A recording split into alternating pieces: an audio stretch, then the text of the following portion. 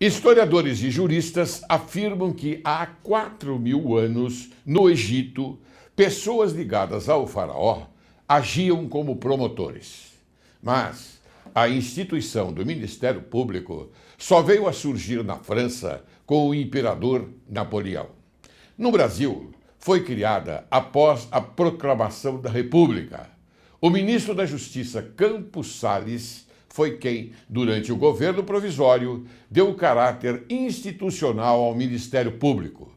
Por isto, Campos Salles é o patrono do Ministério Público. De fato, as primeiras leis precursoras da importância funcional desta entidade deve-se àquele grande estadista que, na exposição do Decreto 848, de 11 de outubro de 1890, já afirmava ser o Ministério Público instituição necessária em toda a organização democrática.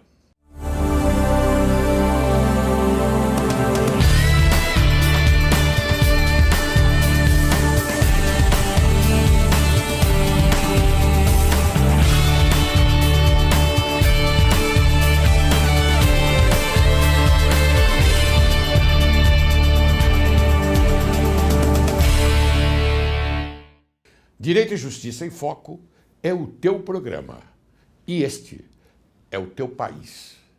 A comunicação do promotor, o uso da palavra e a sua oratória é que evidencia a clareza dos fatos jurídicos. O advogado procura convencer o júri de que o seu cliente está com a justiça e o Ministério Público procura fazer as coisas tal qual elas realmente são. Hoje, de forma inédita, você vai conhecer os meandros da instituição que defende a sociedade brasileira, o douto órgão do Ministério Público. E para isso, convidamos o excelente Procurador de Justiça do Estado de São Paulo, doutor Márcio Fernando Elias Rosa. Ingressou no Ministério Público em dezembro de 1986. Foi promovido a Procurador de Justiça em 2009. É Procurador de Justiça na Procuradoria da Justiça de Difusos e Coletivos. Professor emérito da Faculdade Presbiteriana Mackenzie. Foi nomeado Procurador-Geral de Justiça pelo Governador do Estado em 2012 e reconduzido para o biênio 2014-2016. Em junho de 2015, foi eleito vice-presidente para a região sudeste do Conselho Nacional dos Procuradores-Gerais de Justiça do Ministério Público dos Estados e da União. Seja bem-vindo, doutor Márcio. Um prazer, uma honra. Muito obrigado, Laércio, desembargador, não é? A todos os nossos telespectadores, a minha saudação e a alegria de merecer receber esse convite, não é, que tanto dignifica não só a mim, mas como todos os meus colegas, promotores e procuradores de justiça de São Paulo. Márcio, eu vou dizer uma coisa para você muito séria. A honra é minha, porque este programa foi feito exatamente para formalizar aquilo que nós, eu digo nós, Poder Judiciário, Ministério Público e Advocacia, podem contribuir com informações ao povo de São Paulo, do Brasil e à sociedade brasileira. Porque raramente nós conseguimos obter uma informação precisa das instituições. Então, hoje, nós estamos premiados, é uma alegria muito grande, porque você veio como chefe do Ministério Público, trazer aqui a sua palavra, que é muito importante. Eu já vou começar a te aborrecer. Muito, Muito bem. Procurador, esse é um programa, como eu disse, é destinado a informar a sociedade sobre as instituições. É o Poder Judiciário, Ministério Público e Advocacia. Eu torno a repetir isto. Gostaria que informasse, então, ao nosso espectador sobre a importância da função do Ministério Público. Pois bem, vamos tentar ser o mais claro possível para que a população compreenda Sim. E saiba exatamente do que se trata. O Ministério Público é uma instituição do Estado brasileiro, não é? Quando eu digo do Estado brasileiro é porque existe no contexto de todas as instituições que estão aí colocadas desde sempre, ao lado dos poderes do Estado. Nós temos 3 poderes, o Legislativo, o Executivo, o Judiciário, e o Ministério Público surge como uma instituição autônoma, dotada de autonomia, de independência política em relação aos três poderes do Estado, para atuar em defesa de direitos e de interesses que dizem respeito a toda a sociedade. Nós sabemos que, muitas vezes, a lei declara um direito a alguma pessoa ou algumas pessoas, e quem defende, no caso de violação ou de ameaça de violação, esse direito é aquele que titulariza. Então, o sujeito que é proprietário de um imóvel e celebra um contrato de locação pode ir buscar em juízo a defesa desse seu direito. Claro. Né? Direito de propriedade, por exemplo. O trabalhador, o direito à remuneração, o seu salário e tal. Mas há uma categoria de interesses e de direitos que superam a esfera meramente individual para ser coletiva ou ser difusa em meio a todos, dizem respeito a todos. O Ministério Público é a instituição concebida para defender esse tipo de direito, não é? Que pertence a todo mundo, sem que pertença a ninguém, certo, individualmente. É o caso do meio ambiente, é o caso do patrimônio público, da moralidade, da mobilidade urbana, ou na atuação criminal, que é mais conhecida, a tal da justiça pública. Exato. Ou seja, fazer com que a lei seja aplicada, com que as pessoas eventualmente sejam punidas. Como fiscal da lei, né? Como fiscal da lei. É fundamental. O esteio da sociedade acaba sendo o judiciário. Eu sempre digo isso. O poder judiciário é o esteio da harmonização, do equilíbrio entre os poderes. Mas quem vai a juízo, em regra, em nome desses interesses que vão além da esfera meramente individual, é o Ministério Público. Por isso, Laércio e meus telespectadores, eu gosto sempre de dizer o seguinte: o Ministério Público não é e não será nunca um poder do Estado, mas ele é um poder da sociedade. É um poder da sociedade que se constitui toda vez que um promotor de justiça, com independência, atua em nome da sociedade. Certo. Ele se constitui perante o juízo, ele se constitui perante as autoridades. O Ministério Público tem este papel. O modelo que o Brasil adotou para o Ministério Público é muito singular. Ele não se repete em outros países, não. Mas aqui tem uma razão de ser. O Brasil é, lamentável e tristemente, um país marcado por graves injustiças sociais. É verdade. Uma desigualdade econômica terrível, uma desigualdade social terrível, e essas mazelas todas... Nós estamos convivendo com ela atualmente. Atualmente, exatamente. É da história republicana do Brasil. Claro. E o Ministério Público, então, é esse órgão, vamos chamar de instituição, a serviço da cidadania. Muito bem. Olha, eu tenho uma pergunta aqui que foi feita por um estudante de Direito. O estudante de Direito, ele soube que você vinha aqui no programa, Márcio, e disse: posso fazer uma pergunta? Opa. Eu disse: claro que pode.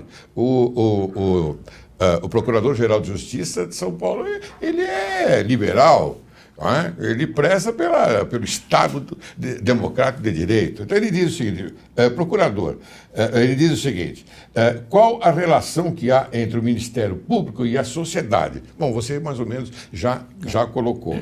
E por que o papel do Ministério Público é ser o promotor da cidadania? Como você também explicou, mas eu gostaria que você se alongasse um pouco mais. É fundamental, Lércio. Eu gosto muito de focar nesse ponto, e essa ideia de que o Ministério Público está a serviço da cidadania, eu sempre falo, promotor de justiça hoje poderia ser chamado de promotor da cidadania. Sim. Não é?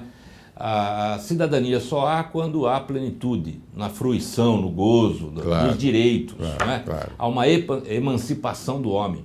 Ele rompe as relações de dependência. Sim. E ele se faz pleno, não é? Claro. Para se realizar como homem. É a dignidade da pessoa humana levada ao extremo. Então, o promotor de justiça tem essa ambição. No Brasil, eu vou, antes de responder essa pergunta, se me permite rapidamente, dizer o seguinte: é muito comum... Olha, eu quero dizer uma coisa para você, e telespectador sabe disso. Aqui você é o astro principal, tá bom? Não sou o astro. O astro é o Ministério Público, então... Não, você é o astro representando o Ministério Público. Mas, Lércio, o que eu digo é o seguinte: no Brasil, e o telespectador vai se identificar com isso, é muito comum falarmos o seguinte: fulano defende o bem comum, fulano defende o interesse público, todo mundo defende o interesse público, mas o que vem a ser isso? Defender o que, concretamente? Eu digo, para o Ministério Público, o interesse público, o bem comum, tem voz, tem vez, muitas vezes mora na rua, está desempregado, passa fome, passa frio, procura emprego, sofreu as agruras de um crime praticado, é a vítima de um delito, ou seja, é a criança, é o idoso, ou seja, e este é o papel do Ministério Público. Agora, a pergunta do nosso estudante de direito é: qual a relação que o Ministério Público estabelece com a sociedade? Eu digo, sem medo de errar, uma relação de dependência. Porque o Ministério Público, por atuar em nome da sociedade e em defesa dos interesses da sociedade, não subsiste sem ela, sem essa interface, não é? Sem essa comunicação plena. O Ministério Público mantém uma relação propositiva e política institucional com os três poderes: o Judiciário é o nosso grande parceiro, o Legislativo, o Executivo, e uma relação de dependência com a sociedade. Daí porque ele precisa estar com as portas abertas. O Procurador-Geral precisa participar com muita honra em encontros como este, para apresentar para a sociedade a nossa potencialidade e ela nos demandar. Estamos a serviço dela. A sua resposta é bastante excelente. Eu tenho certeza absoluta que o nosso estudante está muito contente com ela. Muito bem, agora gostaria que você falasse um pouco sobre a criação das promotorias de justiça regionais. Esse é um projeto que foi apresentado agora para a Assembleia Legislativa. Espero que ao longo deste ano ainda ela venha a ser aprovado. E foi fruto de uma grande reflexão interna no Ministério Público. Você sabe, e as pessoas vão facilmente identificar, que no Brasil é da tradição que o Poder Judiciário e o Ministério Público se organizem em razão ou do território, da comarca, não é?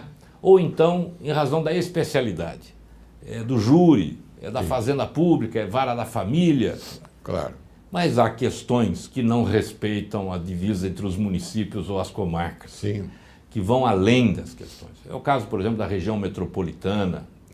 É o caso das questões urbanísticas, do meio ambiente. Eu costumo dizer que eu pego o carro aqui em São Paulo e desço para o Vale do Paraíba com muita alegria, ou para o Vale do Ribeira com muita alegria, e eu vejo que a questão urbanística é uma só, do centro de São Paulo até a distância, né? Saindo da região metropolitana. Só o Judiciário e o Ministério Público é que se organizam dividindo e fracionando. Eu não quero cortar o seu raciocínio, mas o nosso presidente, José Renato Nalini, ele faz a mesmíssima coisa.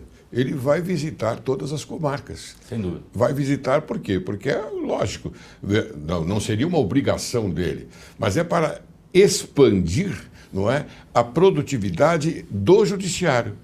Ele está correto. E fruto desse contato direto, é que nasceu a ideia das promotorias regionais. O meu projeto é a criação de promotorias regionais para a área do meio ambiente, segundo as bacias hidrográficas, promotorias da educação e promotorias de saúde pública regionais, porque nesses dois temas o atendimento é descentralizado, mas também regionalizado.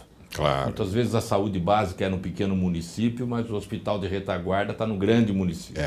E corre o risco de litigar tanto no pequeno município quanto litigar ou judicializar a questão no grande município. Eu tenho uma frase que eu gosto de falar para os meus colegas, vou repetir aqui, e todos vão concordar.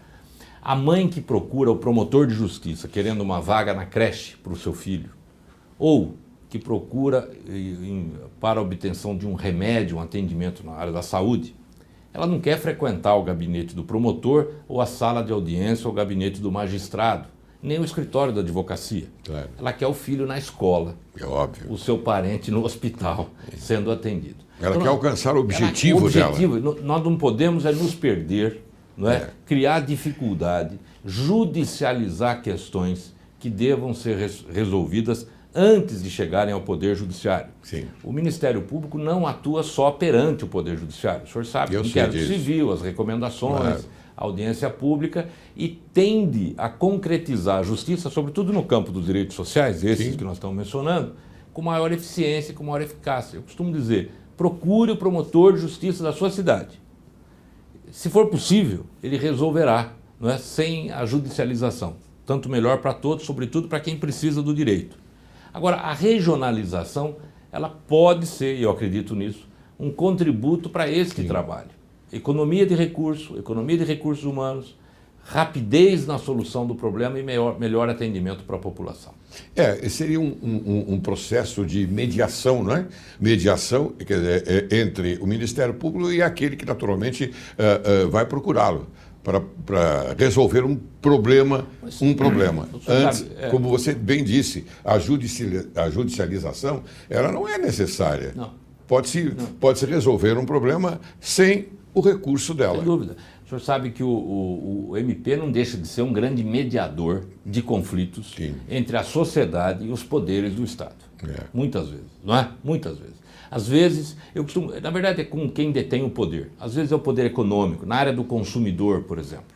É o fabricante, aquele que comercializa um produto e, de outro lado, o consumidor. O promotor de justiça tende a ser o mediador desse conflito para fazer com que a lei tenha efetiva aplicação. Daí a ideia de fiscal da lei. Aqui vai um elogio muito grande, porque eu tenho uma pergunta a fazer a você agora, que eu gostaria que você se estendesse um pouco a respeito dela, porque acabou de ser oficializada a Promotoria de Justiça de Combate à Violência Doméstica. Segundo sabemos, a lei foi sancionada agora, no dia 21 de julho, pelo nosso querido governador. Qual é a relevância dessa lei para a população, Márcio? Olha, eis aí um tema que desperta também um imenso orgulho no Procurador-Geral, no Ministério Público. Nós temos um trabalho de aproximadamente há 3 anos, realizado com alguns promotores, notadamente promotoras de justiça, aqui na capital, que era um projeto piloto, um grupo de atuação especial de combate à violência de gênero, violência doméstica. Fruto do êxito desse trabalho, nós conseguimos apresentar para a Assembleia um projeto de lei, a iniciativa foi minha, foi aprovada e o governador de fato sancionou recentemente e nós vamos ter agora no segundo semestre a criação de uma promotoria especializada. Em primeiro lugar, o que é isso? Né? Uma promotoria especializada como tem promotoria de família, meio ambiente, consumidor, o que já mostra a importância do tema, violência doméstica, violência contra a mulher sobretudo. Por outro lado, confirma a ideia de que nós precisamos ir além do trabalho só repressivo. Nós temos hoje 67 mil processos este ano em andamento, em que o Ministério Público já fez intervenção, processos criminais em que o Ministério Público atuou só na capital. Eu vejo que número absurdo. Absurdo. Nós temos dados estatísticos que mostram que esse ainda é um flagelo da sociedade brasileira, um problema cultural gravíssimo, a violência contra a mulher. Os dados estatísticos não abonam, não nos orgulham, não. O Brasil ainda figura em 7º lugar no ranking internacional de homicídios praticados contra mulheres. Para que tenhamos todos uma ideia, na América do Sul só perdemos para a Colômbia. Na Europa perdemos só para a Rússia. Ou seja, é um problema gravíssimo, né? Há outros aspectos sobre os quais eu me baseei para apresentar este projeto. Esta promotoria desenvolverá trabalhos em parceria com o governo do Estado, grande apoiador desta iniciativa, com o município de São Paulo, com o Legislativo e até mesmo a União nos tem auxiliado. Você acha que, por exemplo, esse problema ocorre mais nos bolsões mais pobres da população? Olha, há dados... É uma pergunta que eu faço porque acho que interessa bem o telespectador nesse aspecto. Esse é um tema que merece mesmo muita reflexão, não é? Eu digo para você que eu acho que não. Acho que não. É difícil imaginar a situação vivida num ambiente doméstico, familiar, supostamente familiar, com aqueles vínculos afetivos todos, e a mulher vítima de agressões diárias. Né? Essas agressões, ora são psicológicas, ora a violência é sexual, ora é física. Mas eu não tenho razão para imaginar que o fator econômico seja preponderante. Não é. É cultural. Ao contrário disso... Mas isso acontece no mundo todo, não é? No mundo todo e desde sempre. Desde sempre. Há um registro, por exemplo, que a mulher só busca ajuda depois da 3ª agressão. E mais de 60... E às vezes perdoa. Invariavelmente perdoa. E 60% das hipóteses, o crime é praticado na presença dos filhos e menores. quando os filhos também não são vítimas da violência. A mulher tende a perdoar, a mulher tende a não buscar auxílio, a mulher tende a não buscar ajuda. E é terrível porque muitos homens tendem a não corrigir a sua conduta. Esse é um tema que merece mesmo muita reflexão. O Dr. Márcio tem razão, porque ele diz que esse fator importante, a violência entre os casais, na presença dos filhos. Quer dizer, violência gera violência. Então, é uma promessa do futuro, uma violência para o futuro. Não é verdade? O ciclo da violência. Ciclo vicioso da violência. Não se rompe. Exatamente. Muito bem. Doutor Márcio, eu tenho aqui muitas perguntas a fazer, como eu lhe disse, não é? Eu queria que você, então, agora falasse como funciona o núcleo de políticas públicas criado pelo Ministério Público. Eu tenho 1 minuto para chamar um intervalo, hein? Eu acho que o núcleo de políticas públicas funciona dentro da Procuradoria-Geral para identificar as principais demandas prioritárias da sociedade civil naquela relação de dependência que eu disse que o MP mantém. Mas essa questão da violência doméstica, sobre ela, se você me permitir, depois do intervalo, eu quero falar um pouquinho mais. Tudo bem, você vai falar bastante. E eu quero dizer a você o seguinte, que tenho certeza absoluta que o nosso telespectador está adorando a nossa conversa, porque já ouviu falar no Ministério Público, já ouviu falar, na advocacia fala-se sempre, mas já ouviu falar do Ministério Público, mas não procura o Ministério Público quando é necessário. Então, esta é uma oportunidade que nós temos, o Direito e Justiça em Foco tem, de mostrar ao público a simpatia, não só a simpatia pelo Procurador-Geral de Justiça, como também a sua eficiência e a colocação que ele faz para todo o povo brasileiro, o povo paulista. Estamos à disposição. É isto? É isto. Então eu vou chamar um pequeno intervalo. Você aguarde que logo, logo retornaremos.